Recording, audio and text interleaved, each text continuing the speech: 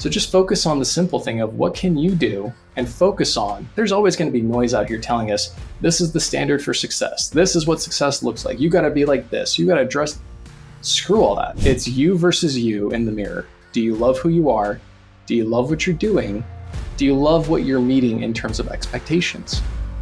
Because it's all you.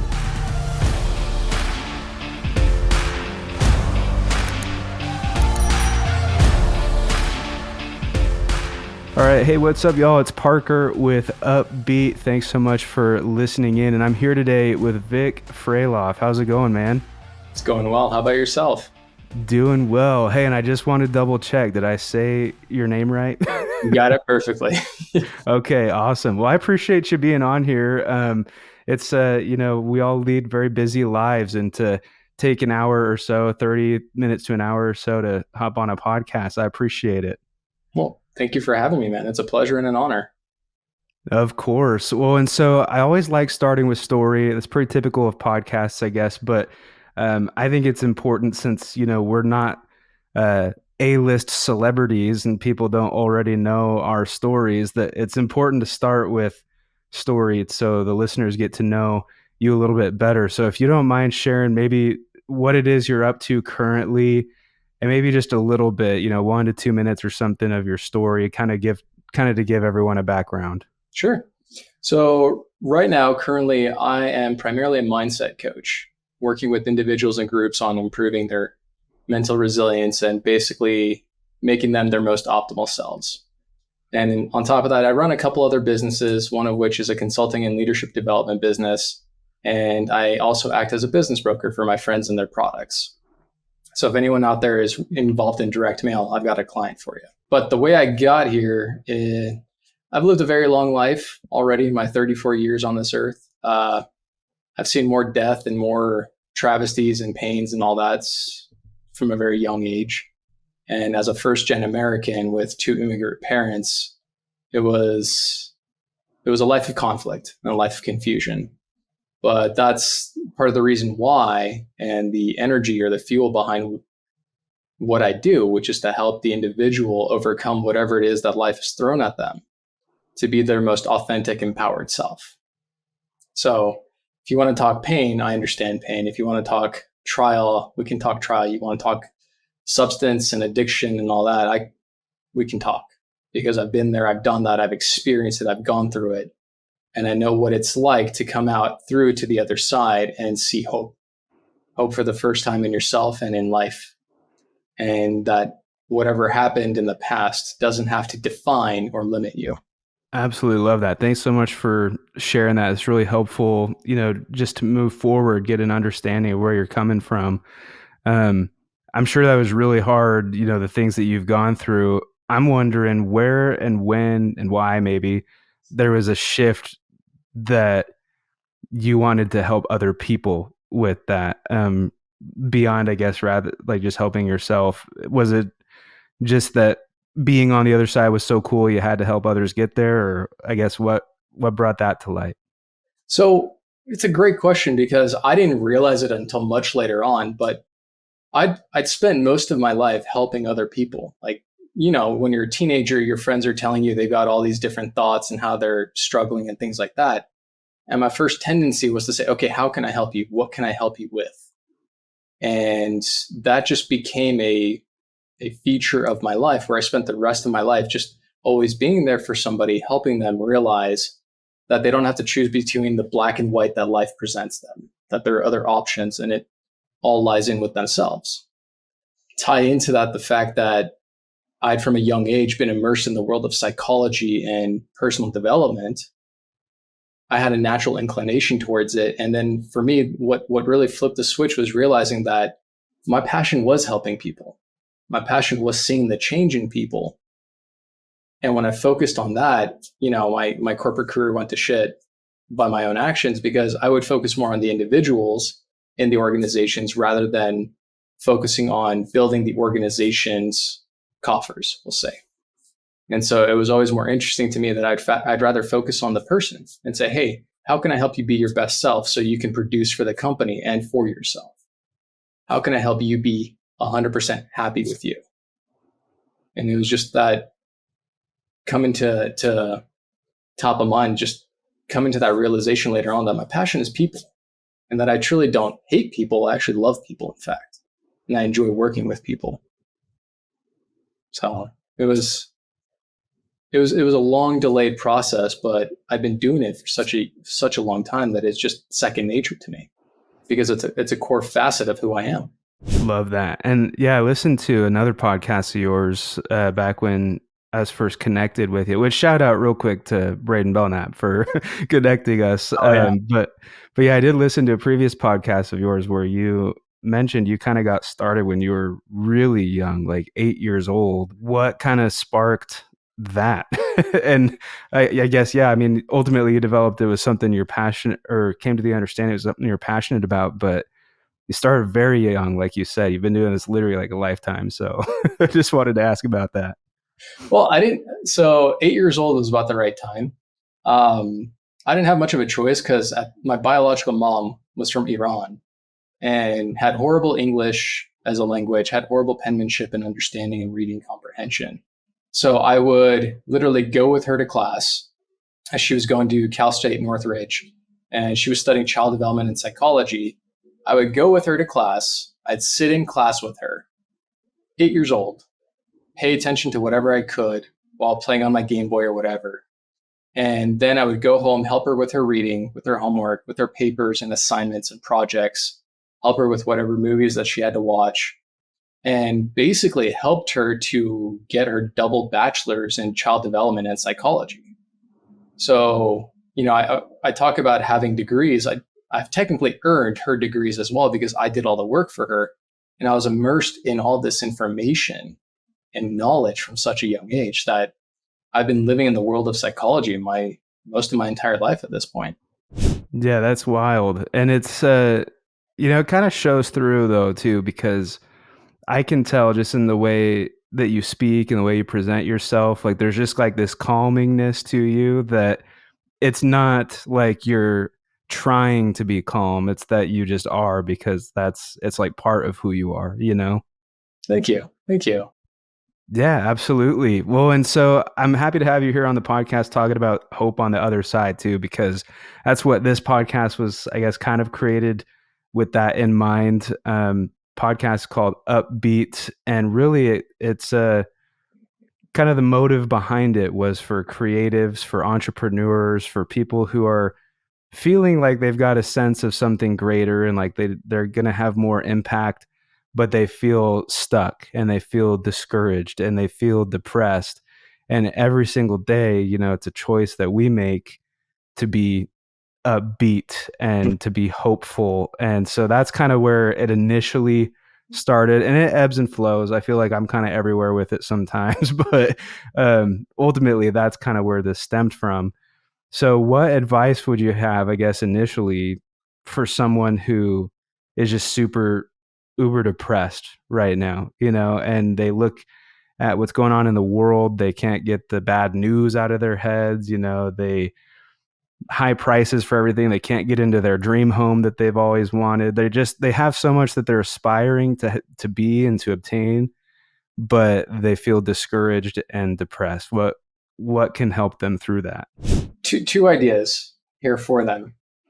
The first one is that they're letting a lot of external factors impact their mood, their state of being, when at the end of the day, the only factors that should contribute to any influence of their mood is their own.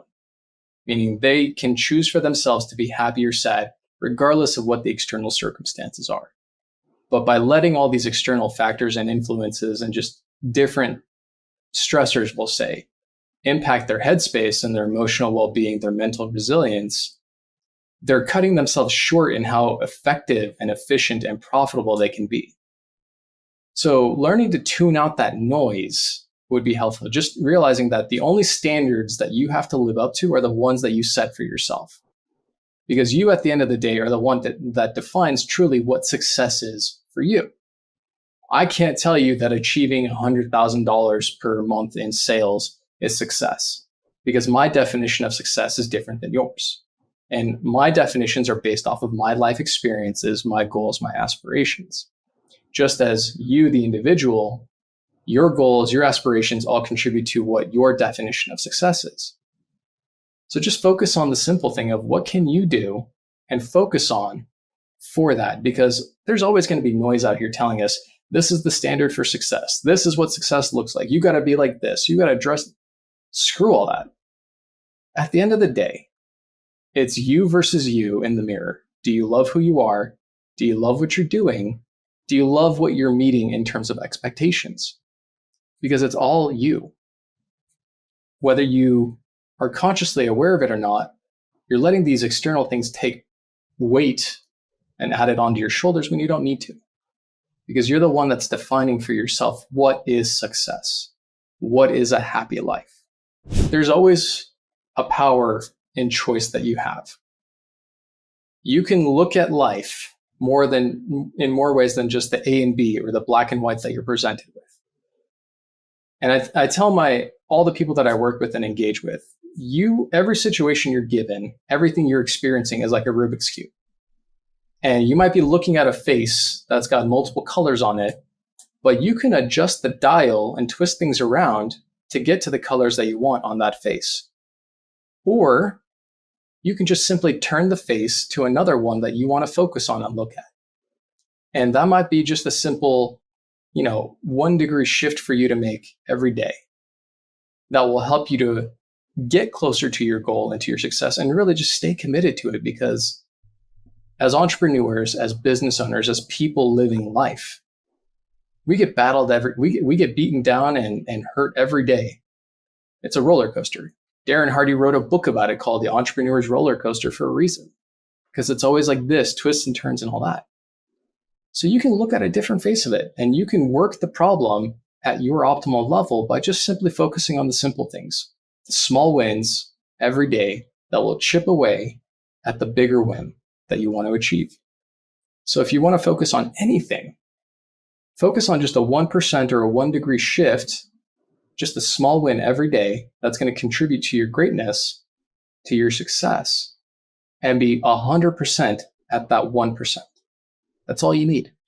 Oh, big time. Yeah, appreciate that. And I would even encourage, people listening in, watching on YouTube, wherever you're at, unless you're driving, but, take a quick rewind, take out a notepad or something, rewind the last like 2 or 3 minutes and just jot down some of that, jot down what resonates. And this is really good advice that's going to work for you.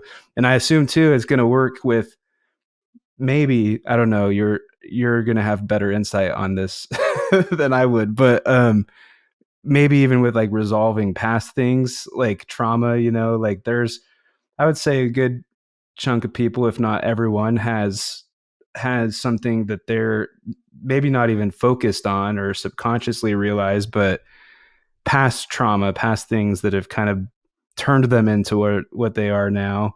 And those things will probably help with that. Or are there other, I guess, strategies you'd recommend? Well, it depends on the trauma and the experience, but usually any sort of trauma that a person is experiencing that has a negative recurring behavior or process, trauma is broken down to a serious event and a strong emotional response. So you've got the event that happened in your life, and I'll use my life for example. All right. So at a young age, I've lost both my parents.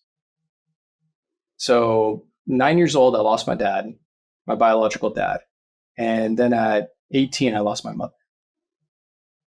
Now, I had a lot of issues when it came to relationships, whether they were personal, interpersonal, professional, whatever. I just didn't trust people because of the issues or the lack of trust that I had experienced with my biological parents. And I didn't know how to trust people. Even in the workplace, I couldn't trust my managers because I figured they're always going to shaft me or screw me over somehow. So I had to go back and realize, okay, I have trust issues with people that I should lean on and trust. Why? Because I had this one experience where I learned not to trust somebody, and the emotion that was tied to it was hurt and anger. Those were the emotions that were fueling and charging that event, keeping it alive in my life. So what I did is I had to go back and just kind of reevaluate it. Okay, the perspective that I had was I had this experience and I learned not to trust. And because I was hurt and angry, I was reinforcing that don't trust people. So I had to go and let go of that anger, that hurt, and realize that the one perspective that I had protected me, but it doesn't serve me anymore. It doesn't serve me to have that belief system that you can't trust anybody in your life. So what I did was I went and I said, okay, I'm going to forgive my biological parents because I had to look at things from a different perspective. I had to say, okay, they were doing the best that they could with the circumstances that they had and with the knowledge that they had from their parents. So they were repeating a cycle, and I was the recipient of that. Now, if I were in their position, this is what I would have done. And this is a dialogue that I had with myself. This is what I would have done. This is what I would have seen or looked for. And this is how I would have reacted. I forgive them for the way they reacted, the way they handled everything. And I choose here and now to do something different. And my belief is going to be this moving forward. And for me, it was like a weight just fell off of my heart and my shoulders. I just realized, oh, there's peace and resolution to this. And of course, I did this with a person who's a professional that helped guide me through the process. But there's also a lot of dialogue that you do on your own when you replay those events in your life and you just kind of go through it and you evaluate it like, hey, yeah, this happened to me. Yeah, I've been through some shit. I've got a lot of pain and negative beliefs or trauma that I'm limited by. So what do I need to look at? What perspective do I need to take on or understand in order to let the emotion resolve itself and to let the trauma, that event, just dissolve into nothing so that way it no longer has an impact in my present or into my future? You do this, you just do a little self-awareness every day. Ask yourself, what's the emotion that I'm feeling? Why? Where in the past, or what was the event in the past that triggered this? How do I want to resolve it? What do I need to resolve about it or understand or just take on as a new belief in order to let it go? And so that way it's no longer the shackles or the handcuffs that keep me limited, but instead empower me.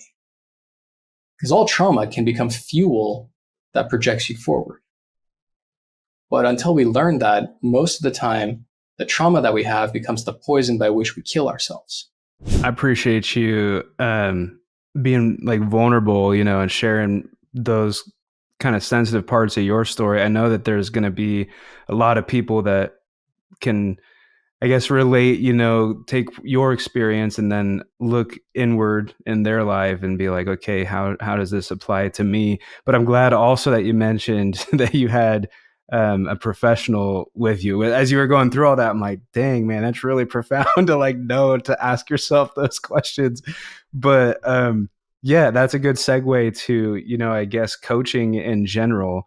I think there's kind of a stigma that coaching is kind of fluffy or not helpful, or like everyone's a coach, whatever. A lot of people have different varying views on it. But what, I guess, advice would you have for someone in picking a coach? And then also, what role can a professional play in guiding you to do these things that you maybe wouldn't know how to do on your own? Great questions. I'm going to start by answering the second one because it'll tie into the first. A coach is there as a professional to guide you through from where you are to where you want to be. A coach is there as a sounding board, kind of like your Gandalf as you're embarking on the adventure to go take the ring to the fires of Mordor and just burn everything, right? As a coach, you're there to guide the person through the process, teach them, support them, cultivate into them trust, strength, confidence, all that. And in no way are you supposed to tell somebody specifically, you have to live like this, or this, because you take away from the individual their aspect of choice and their power to define how they want to live their life, implementing what you teach them. Some coaches talk about how they have a blueprint, and if you follow it exactly, you're going to have this much success and things like that. As a coach, you have to be adaptable. And as a consumer or a customer of a coach, you want to look for this where they're adaptable and they customize or tailor their approach for you, because no individual person is the same as another. We're all different, and therefore we need custom approaches. We need tailored to the person paths on how they can achieve success, which they define, not me, the coach, or somebody else, but they define it as success, right? So when someone's looking for a coach, they have to ask themselves the questions first. Okay, where am I at? Where do I want to be? What do I want to achieve? Who do I want to become as an end result? Because you need to start looking at it with the end in mind. Who do I want to become by the end of this whole process, working with this person? What do I need to let go of or learn or acquire or develop that will help me along the path as well as at the end result? Once you start looking into that and realizing what your vision for the end goal is, then you start looking for the coaches that, one, resonate with you energetically, because energy is something that we all experience. We're all created up of energy. And we've all had those experiences where we've listened to a coach, we're kind of cringy about it, like that doesn't sound 100% right. I know a couple of coaches here in Utah that are absolute shady as hell. All they do is a money grab. I also know some amazing coaches that will literally take the shirts off their back and give it to anybody who needs it. Or they'll teach the person how to make the thread to sew their own shirt by the material and all that. So it comes down to knowing what you want as an end result, and then finding the person who you resonate with energetically, mentally, emotionally, spiritually, that will help guide you through to the process. And something that I always tell people is there's a coach for every single person at every single stage in life. So you can have multiple coaches that guide you to the next step. However, you have to be aware enough to know, okay, what do you need first and foremost? And are you willing to be 100% all in on doing the work?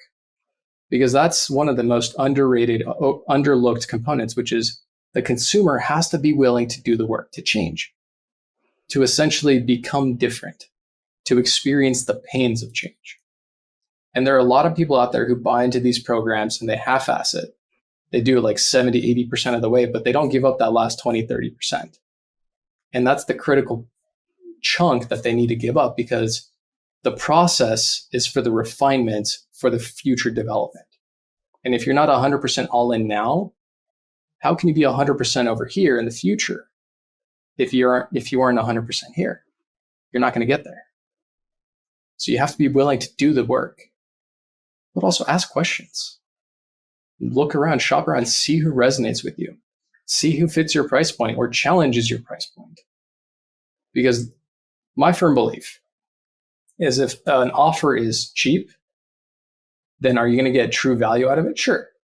But would you get more value out of something that's going to push your comfort level and maybe develop more out of that discomfort than you would than something in your comfort level? Well, look at me, for example. I'm one of probably 30 people in the world trained to do what I do. And my mentor, my coach, his annual charge is $100K. That's who I work with. It's a stretch. It's a stretch because that's a big investment just in self-development and growth and just working on yourself. But because he's up here, the growth factor and the distance pushes me and drives me to become better, faster, stronger. You know the whole song. And I'm all in. I'm paying the price financially for the benefit energetically and development-wise. So I level up faster because I'm all in. I'm 100% there. If I'm going to spend this much money, then I want this as a result. And it comes down to me. Am I doing the everyday things? And it comes down to us having that conversation as client and coach. What are the expectations? What do I want as a client as an end result? What does he expect of me? So you have these conversations as you're shopping around and really find someone that will help you from here to where you want to be. I really like that answer a lot. It just makes it puts it in perspective from both sides, right? Like there's a lot of people that are out there that might talk bad about coaches or whatever. That's just fluff. But those people are not at a point in their life where like they would be someone who could benefit from that. They're just not there. But for people who are there, they're kind of it's catching people at the right moment in their life where they're ready to make those changes and maybe even seek higher performance, and just know that they're capable of more. And like you said, be willing to put in the work. Yeah, so I really appreciate that answer, and finding someone that matches with your energy too, and that you can vibe with. Because if you're, uncomfortable or kind of weirded out by every session or something, that it might not it might not work out too well. Right. And it's like, what's a sport that's two player? Like ping pong. Yeah, if you're playing two pair ping pong, you got to Uh-huh. trust your partner, and that's what your coach is. They're your partner in your achievement. And if you can't trust your coach that they have your best interests at heart, that they want you to win, you're not going to be able to perform. You'll always have that what if in the back of your head saying like, all right, when's the other shoe going to drop? Just isn't healthy. And it's all the greatest in the world have coaches too, which is another interesting thing to look at. In sports, like the Michael Jordans, right, or whoever professional athlete you want to talk about, they all have coaches. And a lot of behind the scenes too. I have a friend, his name's Jeff Meyer. He is a mind coach for professional athletes. So Nice. people like to think, oh, like every team has a football coach, but every player has like mind coaches and people that they go to behind the scenes that we're not as familiar with. But yeah, and then sports is one thing, but then there's also like the Ed Milets or whatever, the maybe not Gary V's. I don't know if he's got a coach. Maybe he does. He seems to be on his own level, but there's high performers in any category have Right. guidance and coaching. So it's not something we should just completely look over, but it's also something that if you're listening to this and you feel ready for a coach, Vic shared just now the best way to kind of exercise that discernment and make the best choice for you. A thought that I had was also, we all need mental tune-ups because life and crap happens all the time. So that's why I call myself the mental mechanic, because you bring me in, I help you clear out all the clutter. And this is what a coach should do, right? They help you clear out all the garbage, all the clutter, give you the tune-up that you need, maybe an oil change, help you maybe do some upgrades or part swaps, things like that. Whatever is lagging from keeping you being 100% efficient and successful. And so everyone needs a mental tune-up. Everyone. You should have one at least once a year. Maybe even if it was just for a short duration, like you work with somebody for a month that gives you a top up of what you need, fixes, changes things out, things like that. And then you go on your way. But the longer you prolong not doing it, the more pain points you accumulate over time. And at some point, you can't do an engine swap on your brain. It just means you have a lot more crap to work through, and it'll take a lot longer because of the amount of, we'll say, wear and tear that's gone on. So do a checkup every year, work with somebody for a short span of time, and be good for a couple of years until you reach that next stage where you're evolving and growing again and you need another tune-up and upgrade. So this is something that everybody needs. I do it. Other coaches do it. Like everybody needs a mental tune-up. And that's why you should invest in yourself to hire the people that'll help you get that mental tune-up. That's just my 2 cents in opinion. Yeah, no, I think that's a really good way to look at it. It's maybe not something you get every week your whole life, but just in times where you could use that tune-up. I think that's really important.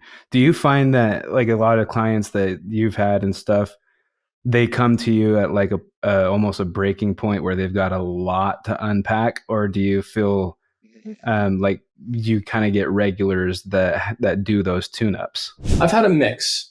So I've had those that are at the breaking point, or they've gone beyond the breaking point and are slightly cracked. And they come to me looking for help on unpacking everything, fixing things up, things like that. I've also had clients that come to me and they're like, yeah, I just want to work on a few things. And then we unpack and they realize that there's a lot of underlying issues that are contributing to their current stressors that we then work through and unpack. And then I have people that come to me for the occasional tune-up, like, hey, I just need a tune-up. Like, can we chat for an hour? And of course, like we chat, I help them out, things like that. Most of my friends, because I do what I do, are often getting mental tune-ups every week, every month when I work with them. So I've taken them to the point where they don't need to do the deeper stuff because I've taken them to where they're operating optimally. So we occasionally check in. I give them a little tune-up. They unpack some things, and then they have those breakthroughs and realizations, and they move on. So it depends on where each person's at and what they need. But for me, it's a blend. And I don't turn people away. I tell them, okay, you need to do this, this, and this. This is my advice to you. This is how I would engage. And they say, okay, I'll go do that. Cool. Go and do. Be successful. We all have stuff to unpack, just varying degrees of where we're at in what stage of life. Yeah. Well, when it comes out of you, man, I feel like you're helping anyone you talk to. That's just kind of, like I said earlier, it's who you are, and like that calmness about you. I remember when we first kind of caught up on the phone, like I mentioned, Braden Belknap introduced us. You and I had a quick call, and that was like a 15-minute call or something. And in that call, you had given me like a lot of advice about like where I want to take this podcast and talking, about leadership and stuff. And so you're a very giving, serving person, which is cool. And then I was going to ask about leadership too. Your thoughts on that, people leading themselves or leaders of big teams and corporate businesses, or just how important is leadership when it comes to growth and excelling as well? Oh, it's monumentally important. So in my corporate past, I did a lot of leadership development for organizations, and I worked on the international side of some businesses. And the thing that was lacking most to their growth and success was the lack of leadership, proper leadership. Because there's a school of thought out there that you have two leadership styles currently out there. And this has come from eons and eons of research. You've got transactional and you've got transformational. Most leaders, most managers out there are transactional. Hey, you show up, do your 8 to 5, you get your paycheck. That's the transaction. There's no engagement beyond that. Hey, do your job, you get this. Transformational leader is the one that takes it a step further. It's the evolution. Here's your job, you get this, but also I'm going to give you more opportunities and invest more time and energy into you. So that way your output, which would normally be like 90%, is now 110% consistently, where you're taking 2 plus 2 and making 8, right? But it all comes back down. Leadership at a high level comes back down to the individual. How they conduct their life, how they lead themselves or their family or their personal business.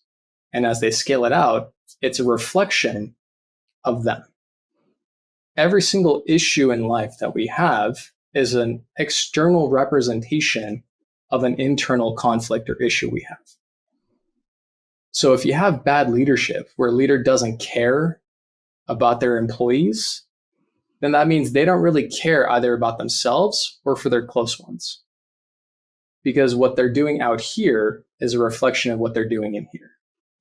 So with the leader, anybody that's any sort of leadership position or management, how they conduct things is a reflection of how they do it within themselves, which is why it's all the more important that anybody in a management or leadership position do self-development, learn how to lead first themselves and then others. Because true leaders, you've got great examples of those in the past. One of the greatest servant leaders of all time is from Christianity, Jesus Christ. He was a servant leader. Then you've got other leaders in business like John Maxwell, who've taught people and elevated them, and they were the transformational ones that helped take people here to here. But it was how they conducted their relationship with themselves. That's what it came down to. John Maxwell had expectations for himself, and he kept his word to himself every day. When he made a commitment to himself, he followed through. Whether it was to success or failure, didn't matter. He showed up and did what he was going to do. So his trust equity in himself could then be compounded externally into others. And his example then had an effect in a positive way on others. He was a great leader because he started first within himself. He figured out his crap. He worked through it. He would work on it whenever it would pop up. And that whole process became an example unto others. So leadership, management, all that comes back down to the individual. Are you committed to yourself? Are you keeping your word to yourself? Are you taking care of yourself so that way you can take care of what you need to do elsewhere?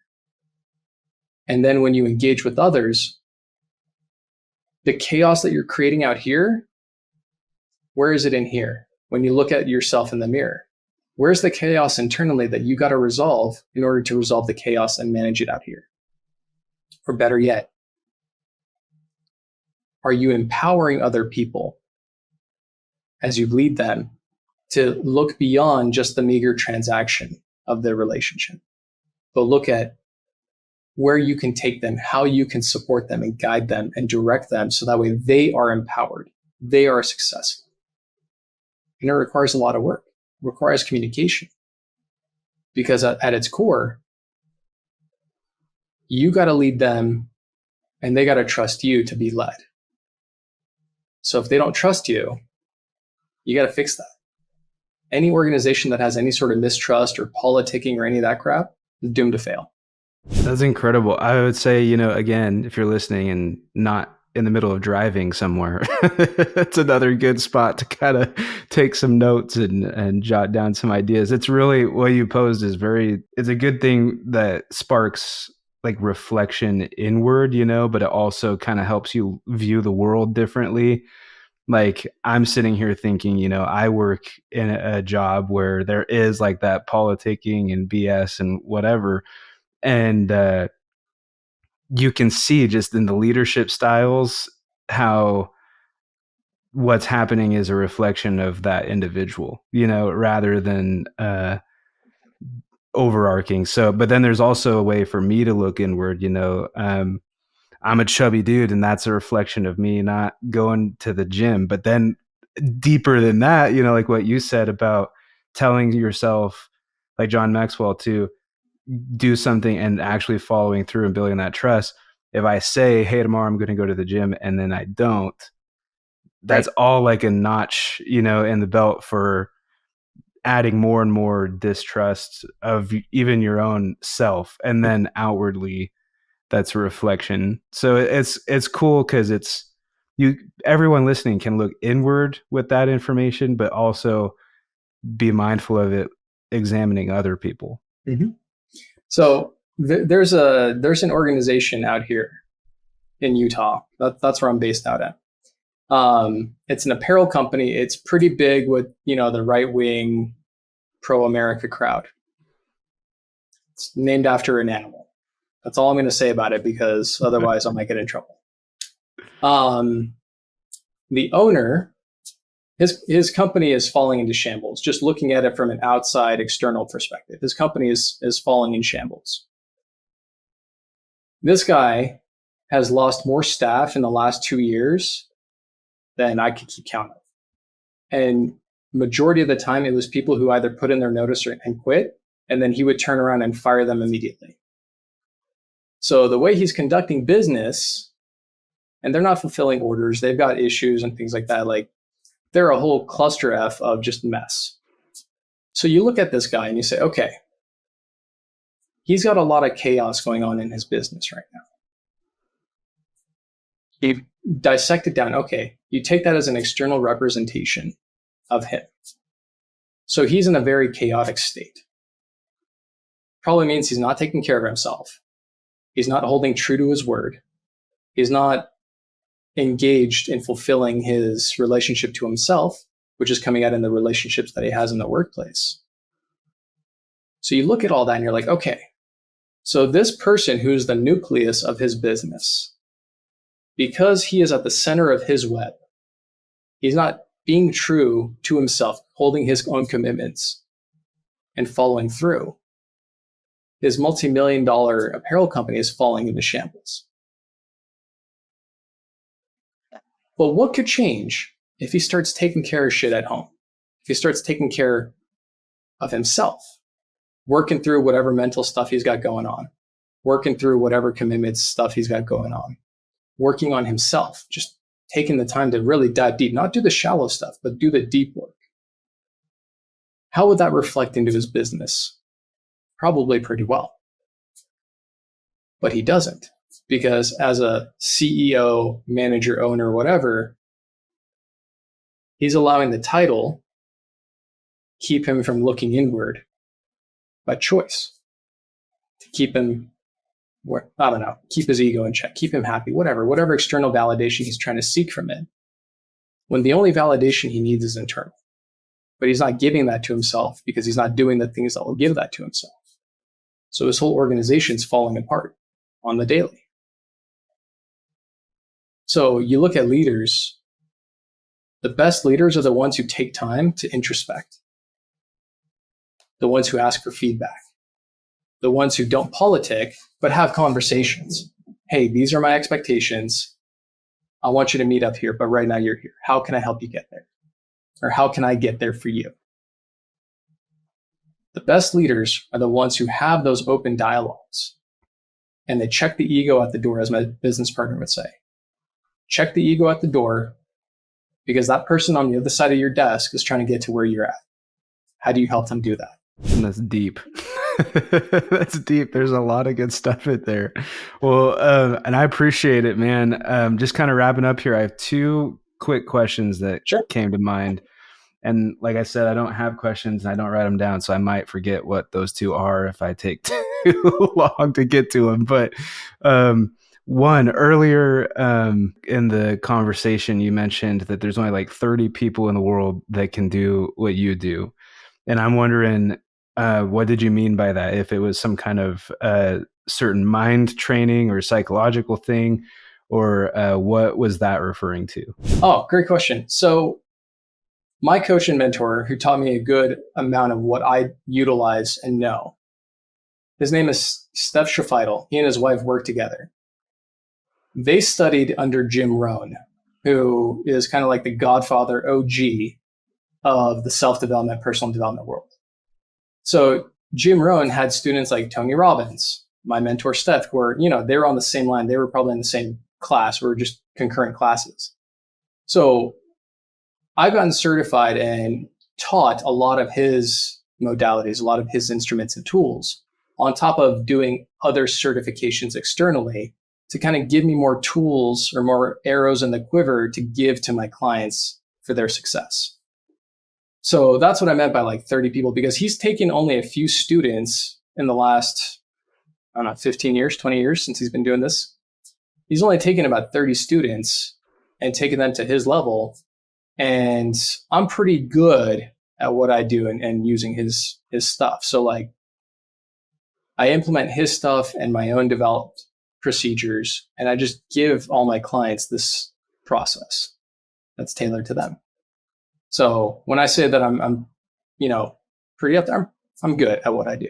Awesome. Yeah. And we'll just, if it's cool, use that time too to plug your services, and like where people can find you. If someone wanted to reach out to you and get started with some of this, where do they go? So I got a couple avenues that they want, if they want to reach out.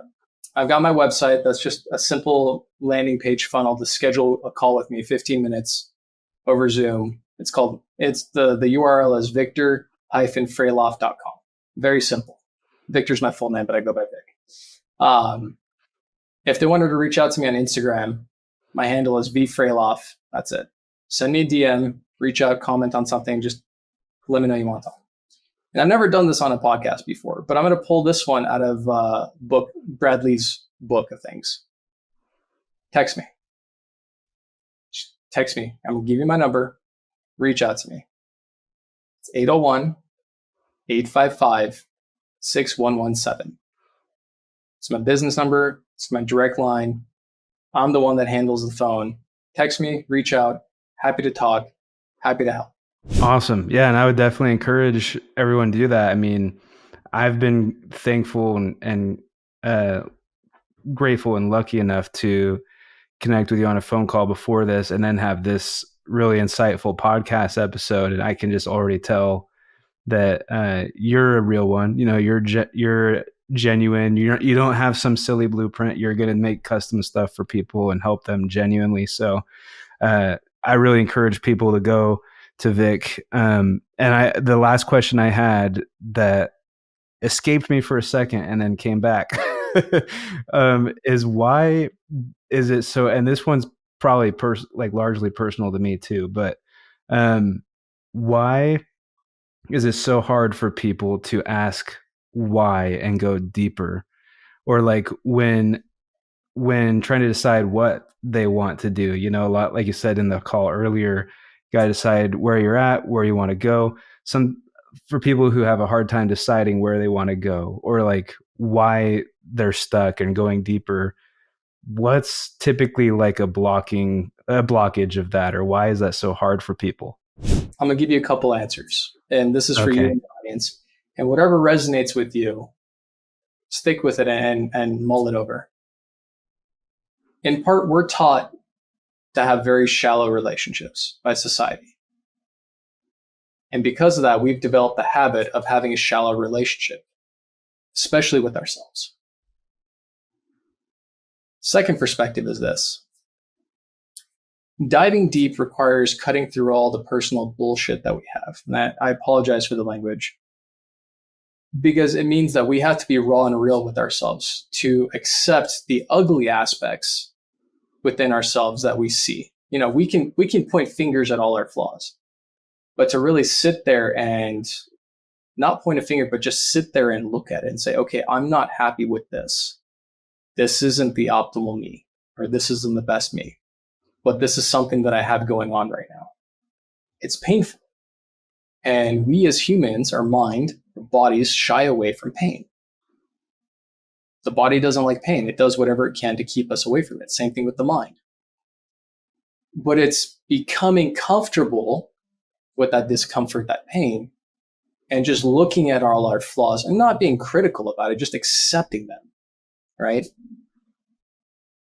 It takes practice, because it means that you have to sit there kind of in the muck and realize, okay, I'm not as perfect as I project out myself to be to others or to myself. I'm not as great as I can be. Another perspective to have is that we're constantly in the rush of that external validation, that we don't realize the only validation we need is our own.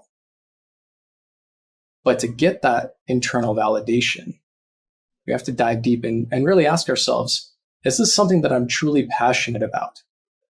Or have I just been wasting, and I put this in quotes because there's no truly wasting time if you take a learning from it. But have I been wasting my time pursuing this one path when my true passion is down this path? Another perspective to consider is this. We don't dive deep because we have demons from our past, trauma, pains, experiences that protected us in the past, but they haunt us now in the present. And I think about demons in this perspective, and I got part of it from Tulam, who's known as Ronan on Instagram. Also from my friend Scott Travis, who's an amazing artist. You have to be willing to sit and have a conversation with your demons, because at some point they were the only thing protecting you from whatever was going on in life. And a lot of society teaches us that we have to exercise our demons and all that, but our demons are an aspect or a facet of us. They're a part of us. So in the pursuit of trying to kill them off or remove them, we're trying to kill ourselves off, that portion, right? When in reality, we have to learn how to embrace them, accept them back into the wholeness of who we are. That, yeah, I have this past. I've done a lot of crazy shit. I had this demon here that protected me by helping me fight through all that stuff. And you have to learn to love it or her. You have to learn to love the demon because it's a part of you. And instead of rejecting it, accept it. And that's very painful to do because you have to, in part, acknowledge and own everything that it's done, all in your self-defense or in your protection or growth, whatever it was. You have to accept it and incorporate it into where you are now and what you're doing. But also let it be a more pure version of itself as you are refining yourself. I'm not saying if like you did all sorts of crazy shit, deployed, you do it here now. But you had a purpose for that guy. So repurpose him here and now. Give him a job to do instead of telling him to screw off and go sit on the shelf. So this is why a lot of us have issues, because it all comes back down to us getting uncomfortable, being uncomfortable with the pain, the emotion, the need, the direction.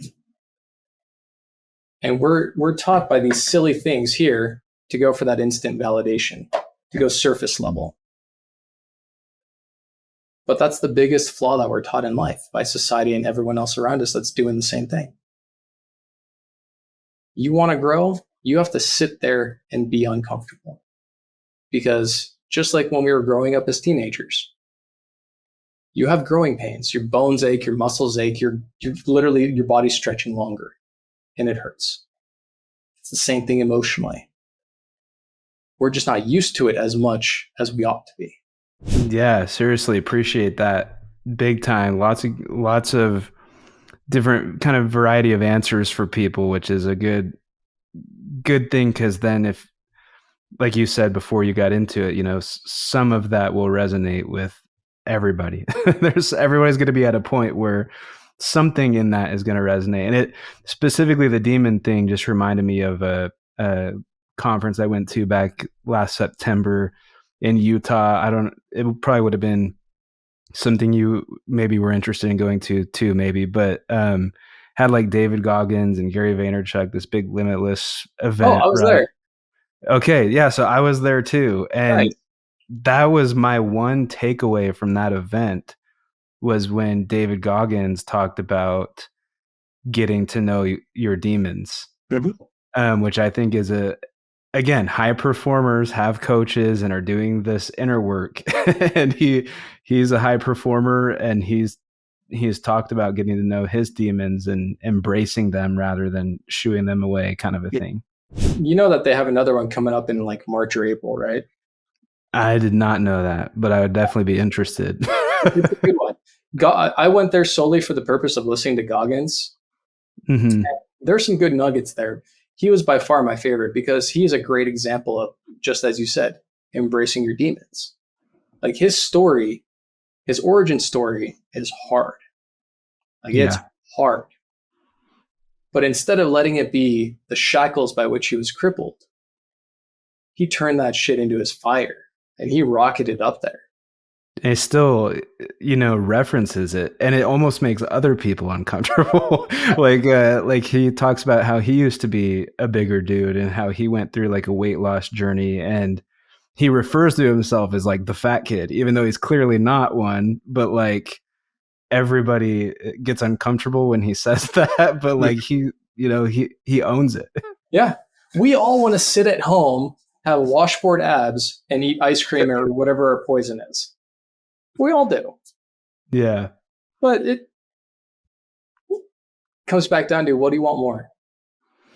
Yeah. For me, like I'll give you me as an example. Fitness for me isn't about the six pack. It's for the capability to do whatever physically when I need to do it. That's really why I work out. Not for the six pack to look good. I just want to be able to do good. That's awesome. Well, man, we should we'll talk more after this too, but we should link up and go to that next one. Let's do it. Let's do it. One question for you though. Yeah. If you don't mind. What can I help you with today? Or how can I help you today? I think it's been a lot of help already, like just for this podcast episode. But I would say, yeah, just share this out and get it to people. Maybe an introduction to Scott Travis. I've been introduced to him 2 times, but have not landed an episode successfully yet. So, Okay. but would love to get him on the show. I will connect you guys via text. Awesome. That will be way cool. And yeah, no, I just appreciate you big time. Is there anything I can do before we end the recording? No, man, just keep being yourself. You're quite the amazing human being. Well, I appreciate it. And I guess we'll do a quick, this might be something I could do for you. We'll clip it up and share it too. But I always end every episode with a beatbox for the guests. So I'll put Vic Fralof into a quick beatbox. Cool. Thank you.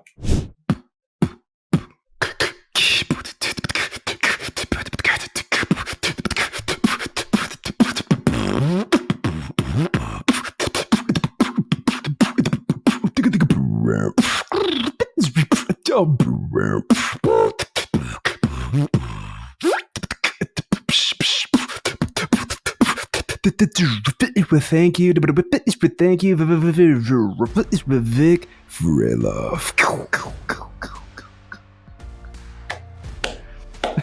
Dude, that is awesome. Appreciate it, man. Yeah, we'll clip that so we could share it or something. Oh my God, that is beautiful. Oh, that was awesome. Yeah, and thanks so much, man, for being on Upbeat. Thanks for having me. It was a pleasure.